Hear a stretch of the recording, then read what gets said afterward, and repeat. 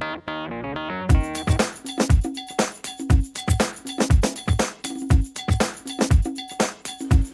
guys, it's Audra.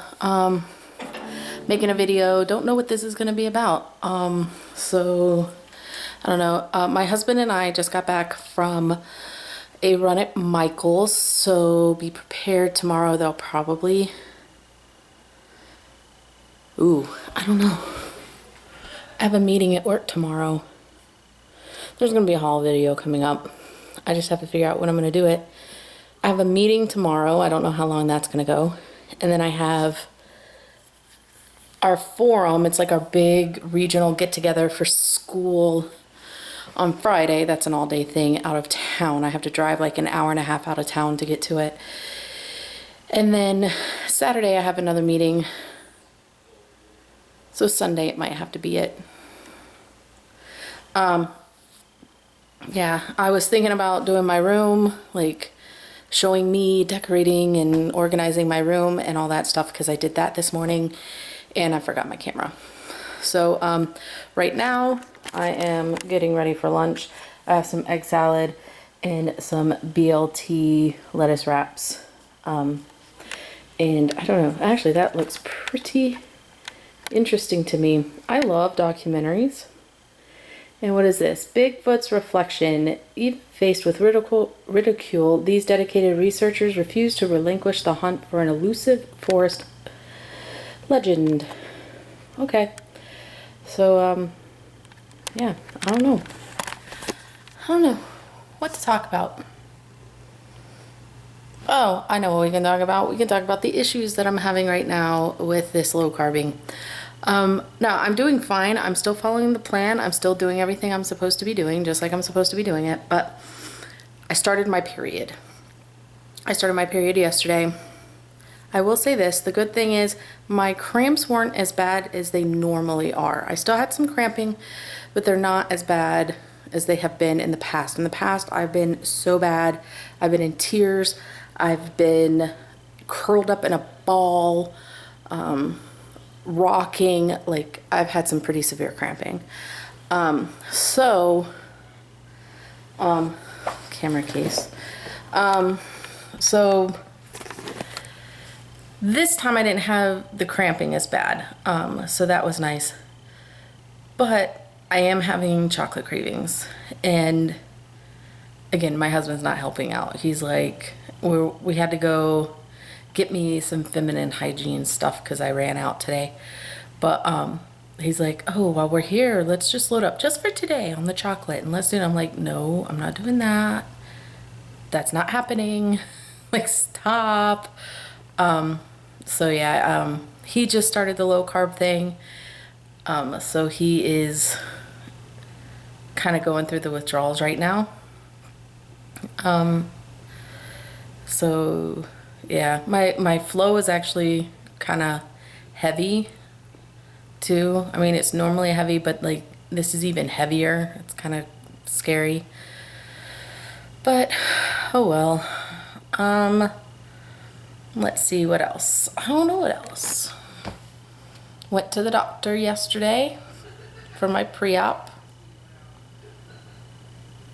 That all looked good.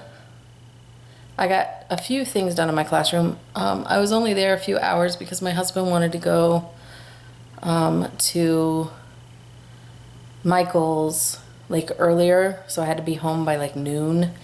And so I was there about almost 3 hours. I think I got there at like 9:15 and I left at well, no, I guess not, because I left at 11:45-ish. So 2.5-ish hours.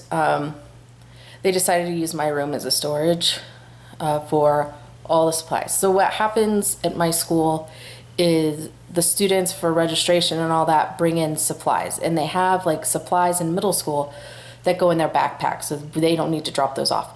But then there's also classroom supplies that we have to keep, and so like they don't have to have lined paper. They bring it during registration, and then we keep it in our classroom so that they have paper. So it's that kind of thing. Pencils, erasers, tape, glue, construction paper, paper towels, Lysol wipes, what else? Scissors, crayons, markers, colored pencils, index cards, that sort of thing, you know, like Post-it notes, like things that get used in the classroom a lot. And so basically what happened was my room, when I walked in on Monday, which is the first day we were allowed back in our room, I had a couple, I would say, I had 8, I guess, 8 or 10 desks that belonged to another teacher. I had that teacher's printer and printer rack that holds his printer. They're not mine. I had a rolly cart that was not mine. I had my desk chair, my isolation chair, my desk, well, it's a desk of isolation, and one random chair just sitting there. So my classroom was pretty much empty. None of my desks were in there. I don't use desks, I use tables. So none of my tables were in there. My teacher desk wasn't in there. Nothing was in there. So that is when, not even my trash cans, I had to hunt those down. So I think what happened is when they did registration yesterday, and I wasn't there for it, but when they did it, they told the kids to go put the materials in, you know, a classroom.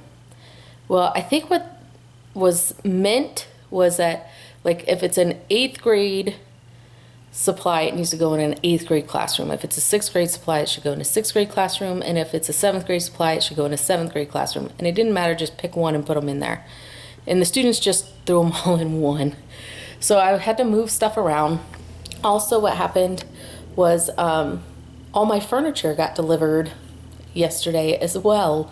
But none of the furniture that isn't mine got moved out. Yeah. So now I have all of my furniture, plus that other teacher's furniture, plus all the school supplies. So just to kind of get things started, I had to move a bunch of stuff. And we can't drag tables because the floors just got redone last week. So I couldn't move any of the furniture, so it was all those supplies, and it was just bags and boxes and bags and bags and bags and boxes of this stuff. So yeah, I probably spent a good 30-45 minutes just doing that, and then I was able to get the fabric on my bulletin board. I got this idea a couple of years ago. When I was working in St. Petersburg before I came to this school, there was a kindergarten teacher, and he used bed sheets as his background for his bulletin boards, and I just left them plain. Our bulletin boards kind of have like it's a rough texture to it, but to me it looks okay. It kind of looks like, what is that stuff? Like the old potato sacks, burlap. It's kind of like a burlap texture to it. It doesn't feel like that, but it kind of has that texture to it. And I don't mind it. I put a border around it and it's fine. I'm not all too decorative. And that's because I don't like putting the paper up and then you have like a line in the middle because the paper doesn't go all the way. So he put bed sheets up, and he just got the cheap ones at Walmart or whatever. And they were different colors, and he'd cut them to fit inside the bulletin board. And I was like, that's a really good idea. So I was thinking about doing that, and then when I came to this school, there were 2 teachers who do it, but they actually go and get like pattern fabric, so it's not just a solid color, and it matches their room. Each classroom has an accent wall with a different color because, and I think I've mentioned this before, we're a school of character, and so there are like 5 or 6 different colors, and so they, like, each room has one accent color that's one of the character colors. Mine is blue, and it's actually right about this blue is my accent wall, and it's on 2 of the 4 walls. So I have this, and that's why I use yellow, and so I've got the bright yellow going. So I went to Hobby Lobby, and they were having a sale on fabric, and I got I think I paid like $129 a yard, and I got 3 yards of this fabric, and it's really cool. I'm gonna do a tour of my classroom. Maybe when I go in tomorrow, I'll just like take a quick snippet of what it looks like now. But it has these really cool like square spirals in this blue color and white, and then I'm putting yellow crumpled paper around the border so it kind of pops and stands out. I have some extra that I'm probably going to make an artificial type border for bulletin board, because I don't have another bulletin board. I am in a classroom that has like nothing in it. I have teachers that have 3 whiteboards, 2 bulletin boards. There's one teacher across the hall from me. She has two whiteboards, one on one side, one on the other side, and then the one on the wall that she uses as her back. She has one bulletin board on one side, one on the other. Like, and I'm looking like, you guys have so much stuff. You have stuff to put things. You have whiteboards, so you can like use your whiteboard for like notes and like explaining and lessons and stuff. And then you have another whiteboard that you can keep your 4E's on, and and I have to maneuver around everything because it doesn't work. Also, another thing about my classroom, it's narrower. Mine and the one right next to me we don't have windows. We have no windows. So when we close the door and turn the lights out, it is pitch black in there. And in a lockdown, when we have a lockdown drill, which we didn't have a lockdown drill, we actually had a lockdown last year, we have to cover the windows as well. So we covered the windows and turned the lights off, and then you have to cover like under the door. It was pitch black. You couldn't see anything. No light whatsoever in that room. It's crazy. And then hers next to it was the exact same way. So yeah. It's all, our 2 rooms are also narrower than everyone else's. My room is 17 feet wide, and I know everybody else's is more than 20, because when they have their desks set up, they like, a lot of the other teachers have like individual like student desks, and they're like little square student desks, and mine are like the long computer tables that have the holes in them. I have holes in my desk. It's ridiculous.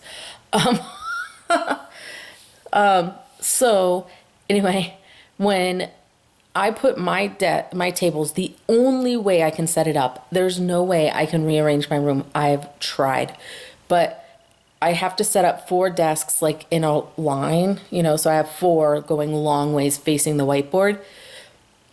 Other teachers can do their individual desks. They can do theirs like 5 long and still have room to walk all the way around. Mine, I have very little room to walk around.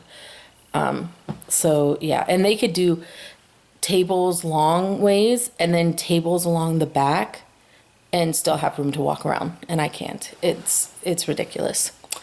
But going back to that, with my tables, I can't even center anything in my room because my whiteboard is not centered. It's off to the side. So it is the most ridiculous setup ever, and I hate it, but there's nothing I can do. Yeah, I have to deal. Nothing I can do. But I got my bulletin board halfway set up. I got the fabric up on it, and then I started doing the yellow around, and I got halfway done with it. And then I got my 4E's cut out. I'm gonna die cut. I was gonna cut them all out by hand. I know I showed a video on that. I just can't keep that up. I started it, and it's like, I just can't keep doing this. So I die cutted my 4E's and laminated them. Last year I didn't laminate them, and I have to move them every once in a while because I'm crazy, and usually it's on a Friday, so I can wipe down my entire whiteboard. And I did that, and it would rip. And then I didn't change them, and some of them like they completely like ripped off, and then I just like tape it back so it looked like it was one piece. So this year I laminated it. What else? What else? I got my calendar up, and I'm gonna do that crumply border around that too, I think. I'm not gonna make it as big. Like the crumply border around, and I'm saying this, but as soon as you see a picture, you'll all understand. But my crumply border around my bulletin board, it's probably a good 4 inches, 5 inches wide in some places. So around the calendar, I'll probably make it a little narrower, not as crumply, not as poofy, I guess, maybe a little more scrunchly. And I think that's about it. And then I went shopping, and then we went to the grocery store, and then I made my lunch that is still sitting here, which is fine because the egg salad was still like warm and the bacon had just come out of the frying pan. So now it's had time to cool off. So I guess that's it for today, and I will see you tomorrow. Bye.